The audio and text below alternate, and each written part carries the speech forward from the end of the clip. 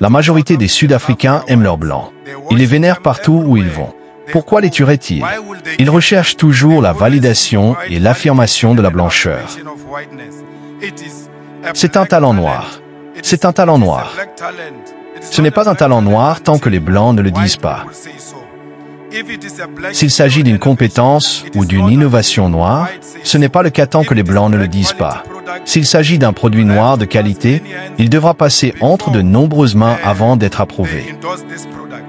Tout parti politique qui ne bénéficie pas d'un large soutien ne recevra jamais de soutien électoral ni de soutien financier jusqu'à ce que l'establishment le dise. Comme le peuple cubain, nous n'abandonnerons jamais notre liberté face à l'impérialisme américain. Nous devons continuer sans honte à nous tenir aux côtés de la Palestine et de la Russie. Nous sommes le fruit de la solidarité internationale. Nous sommes des Palestiniens et ils sont des Africains. Nous mourrons côte à côte avec le peuple palestinien. Nous serons enterrés à côté de leur tombe parce que l'intimidation américaine et la dictature financière ne nous sépareront jamais. Même la mort n'y parviendra pas. Julius Malema, le leader des combattants de la liberté économique en Afrique du Sud, ne mâche pas ses mots. Il vient une nouvelle fois de livrer un discours incendiaire et radical, un appel à la révolte contre l'impérialisme américain et les ingérences occidentales. Un discours qui dénonce avec force et conviction l'hypocrisie des grandes puissances et leur stratégie de domination économique et politique. Aujourd'hui, nous allons analyser en profondeur ce discours, décrypter ses messages et voir pourquoi Malema frappe si juste.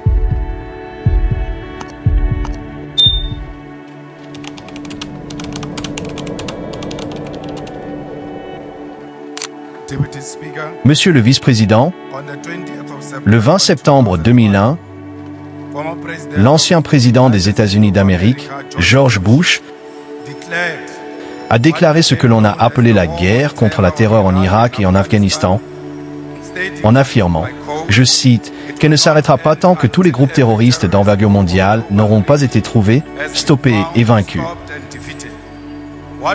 Il s'en est suivi une vaste campagne de désinformation visant à justifier l'invasion de l'Irak et de l'Afghanistan en 2003, sous le prétexte de localiser et de détruire des armes de destruction massive. Des décennies plus tard, aucune arme de ce type n'a jamais été trouvée. L'invasion concernait des minéraux et des réserves de pétrole, pas des armes de destruction massive. L'Irak et l'Afghanistan ne se sont jamais relevés. Cuba, la Libye, le Venezuela et le Chili sont des exemples de nations qui ont souffert des interventions américaines en raison de leur politique socialiste justifiée par de faux renseignements pour faire avancer l'impérialisme. Cuba a enduré des décennies de sanctions pour la nationalisation de secteurs stratégiques de l'économie, soutenant la libération africaine et le socialisme, tandis que la Libye a été détruite parce que Kadhafi a rejeté la domination américaine. Nous évoquons ces faits historiques parce que l'histoire doit nous guider dans tout ce que nous faisons.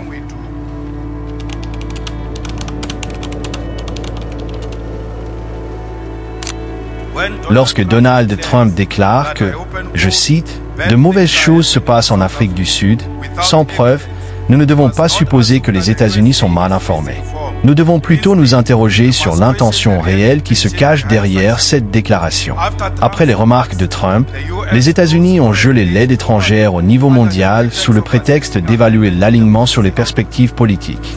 Pour l'Afrique du Sud, cela signifiait que le financement de la lutte contre le VIH-Sida par le PEPFAR était menacé.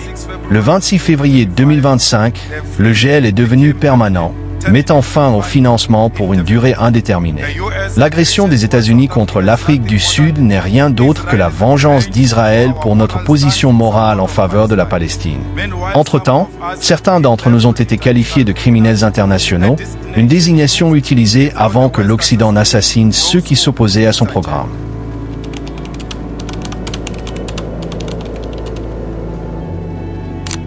Avant d'envahir les nations, les États-Unis fabriquent toujours des violations des droits de l'homme pour justifier leur intervention.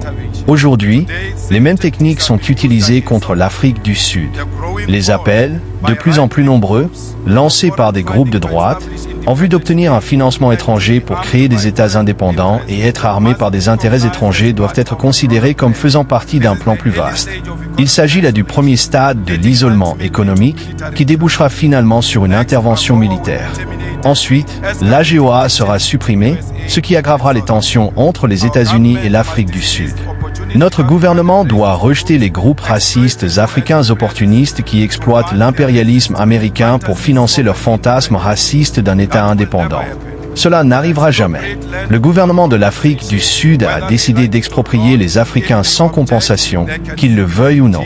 S'ils s'y opposent, ils peuvent chercher refuge en Amérique.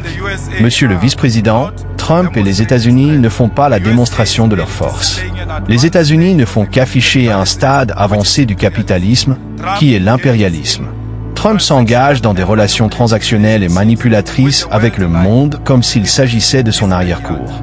L'hostilité à l'égard de l'Afrique du Sud ne vient pas de beaux frauduleux qui diffusent de la désinformation, mais de l'agenda impérialiste de l'Amérique. Les États-Unis, qui abritent les agences de renseignement les plus sophistiquées du monde, des agences qui ont fabriqué des preuves pour justifier l'invasion de l'Afghanistan et de l'Irak, et orchestré l'assassinat de Muammar Kadhafi, de Patrice Lumumba, de Martin Luther King Jr. et de Malcolm X, ne peuvent pas prétendre aujourd'hui être victimes de la désinformation d'un petit groupe raciste basé en Oranie.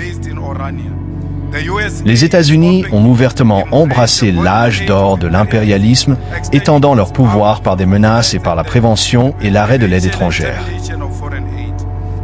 En réponse, notre gouvernement cherche stupidement à expliquer notre politique à un président maniaque, comme si les États-Unis étaient victimes de désinformation. Les États-Unis savent exactement ce qu'ils font et pourquoi ils le font. Lors d'un événement organisé par Goldman Sachs le 27 février 2025, le président de l'Afrique du Sud, Ramaphosa, a déclaré, je cite, que Trump avait mal compris les politiques foncières du pays. Je rejette complètement cette idée. Les États-Unis, patrie de la plateforme d'Elon Musk, de la plateforme X, de l'Amazon de Jeff Bezos, de Facebook, de Google, de Tesla, de Starlink et de la Silicon Valley, plaque tournante mondiale de la collecte de données, ne peuvent pas prétendre être mal informés. Ils sont les plus grands auteurs de désinformation. Il se sert maintenant de ses propres mensonges pour justifier ses attaques contre l'Afrique du Sud. Ce gouvernement refuse de reconnaître les vrais problèmes. Nous sommes punis pour avoir soutenu la Palestine contre l'Israël de l'apartheid. Rien d'autre. Les États-Unis ne croient pas à l'existence d'un génocide blanc ou d'un accaparement des terres en Afrique du Sud. Ces mensonges sont des outils utiles pour justifier l'agression économique et cherchent à affaiblir notre autorité morale pour condamner le génocide israélien. L'aide étrangère a toujours été un outil de contrôle et d'impérialisme occidental. Elle doit cesser avec l'Afrique du Sud. Nous devons développer nos échanges commerciaux et renforcer nos relations avec la Chine, l'Inde, la Russie, le Brésil et Singapour, tout en mettant l'accent sur l'unité africaine. Les États-Unis ont pour mission d'extorquer la soumission du monde, et en conséquence, ils seront de plus en plus isolés. Notre souveraineté, notre sécurité et notre prospérité économique dépendent du rejet de l'âge d'or américain, un projet de l'impérialisme. Le monde doit aller de l'avant sans les États-Unis si l'on veut réaliser de véritables progrès. Nous ne sommes pas les marionnettes des États-Unis. Nous ne nous laisserons jamais intimider par Donald Trump et ses amis. L'Afrique du Sud reste un État indépendant qui n'est pas géré par les États-Unis. La majorité des Sud-Africains aiment leurs Blancs. Ils les vénèrent partout où ils vont. Pourquoi les tueraient-ils? Ils recherchent toujours la validation et l'affirmation de la blancheur. C'est un talent noir. C'est un talent noir. Ce n'est pas un talent noir tant que les Blancs ne le disent pas. S'il s'agit d'une compétence ou d'une innovation noire, ce n'est pas le cas tant que les Blancs ne le disent pas. S'il s'agit d'un produit noir de qualité, il devra passer entre de nombreuses mains avant d'être approuvé. Tout parti politique qui ne bénéficie pas d'un large soutien ne recevra jamais de soutien électoral ni de soutien financier jusqu'à ce que l'establishment le dise. Comme le peuple cubain, nous n'abandonnerons jamais notre liberté face à l'impérialisme américain. Nous devons continuer sans honte à nous tenir aux côtés de la Palestine et de la Russie. Nous sommes le fruit de la solidarité internationale. Nous sommes des Palestiniens et ils sont des Africains. Nous mourrons côte à côte avec le peuple palestinien, nous serons enterrés à côté de leur tombe parce que l'intimidation américaine et la dictature financière ne nous sépareront jamais. Même la mort n'y parviendra pas. De la rivière à la mer, la Palestine sera libre. Nous ne sommes pas le produit d'un vol de terre ou d'un génocide. Nous ne nous emparons d'aucune terre, mais nous revendiquons ce qui nous appartient de droit. Nous ne sommes pas engagés dans un génocide. Au contraire, nous coexistons avec nos meurtriers blancs. Quoi qu'il en soit, ces terres seront expropriées et rendues à leurs propriétaires légitimes. La victoire est certaine. Hasta la victoria siempre. L'impérialisme américain démasqué. Malma commence fort en rappelant l'un des plus grands mensonges de l'histoire contemporaine, la guerre contre le terrorisme. Il dénonce l'invasion de l'Irak et de l'Afghanistan sous de faux prétextes, une guerre qui, au final, n'avait qu'un but, le pillage des ressources naturelles. Ce n'est pas un complot. C'est un fait historique. Les armes de destruction massive? Un prétexte bidon. Ce que Malma nous rappelle ici, c'est que chaque fois que les États-Unis décident de s'attaquer à un pays, c'est sous couvert d'une grande cause humanitaire ou sécuritaire. Mais en réalité, il s'agit de maintenir leur mainmise sur l'ordre mondial. L'Afrique du Sud dans le viseur de Washington. Et aujourd'hui, c'est au tour de l'Afrique du Sud d'entrer dans le collimateur américain. Pourquoi? Parce que l'Afrique du Sud a osé prendre position en faveur de la Palestine et contre le régime d'apartheid israélien. L'administration Trump, et maintenant ses successeurs, n'acceptent pas qu'un pays africain ose s'opposer à la politique américaine. Conséquence? Le gel du financement du PEPFAR, un programme crucial pour la lutte contre le VIH-Sida en Afrique du Sud. Une sanction purement politique qui montre que l'aide humanitaire américaine n'est qu'un outil de chantage. Les mécanismes de l'intervention américaine. Ce que Malma met en lumière, c'est le schéma classique de l'intervention américaine. D'abord, on lance une campagne de diffamation, on accuse l'Afrique du Sud de violation des droits de l'homme. Ensuite, on cherche à isoler économiquement le pays en supprimant des accords comme l'AGOA. Et enfin, on favorise des groupes minoritaires pour semer le chaos interne et justifier une intervention plus directe. Cela vous rappelle quelque chose? La Libye de Kadhafi, le Venezuela de Chavez, Cuba, le Chili sous Allende. Les mêmes stratégies, les mêmes prétextes, les mêmes conséquences, la destruction de nations souveraines. Mais Malma ne s'arrête pas là. Il enfonce le clou sur la question de l'expropriation des terres. Selon lui, l'Afrique du Sud ne fait que récupérer ce qui y appartient. C'est une réparation historique, pas un vol. Pourtant, les groupes racistes et les intérêts étrangers tentent de présenter cela comme un génocide blanc, un prétexte de plus pour justifier une ingérence américaine. La conclusion de Malma est claire, l'Afrique du Sud ne cédera pas. Elle doit renforcer ses liens avec des pays qui respectent sa souveraineté, la Chine, la Russie, le Brésil, l'Inde. L'unité africaine est la seule voie pour contrer l'impérialisme. Et son message est d'une clarté brutale, nous ne nous laisserons pas intimider. Nous n'avons pas besoin des États-Unis.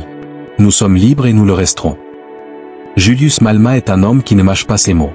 Son discours est un appel à la résistance contre l'impérialisme occidental, une déclaration de guerre contre les ingérences étrangères. La question est simple, jusqu'où les États-Unis iront-ils pour punir l'Afrique du Sud? Et surtout, comment l'Afrique du Sud peut-elle résister et s'affirmer comme une nation libre et souveraine? Dites-moi en commentaire ce que vous pensez de ce discours. Faut-il craindre une intervention étrangère en Afrique du Sud? L'Afrique est-elle prête à dire non à l'impérialisme? N'oubliez pas de partager et de vous abonner pour plus d'analyses engagées. Hasta la victoria siempre.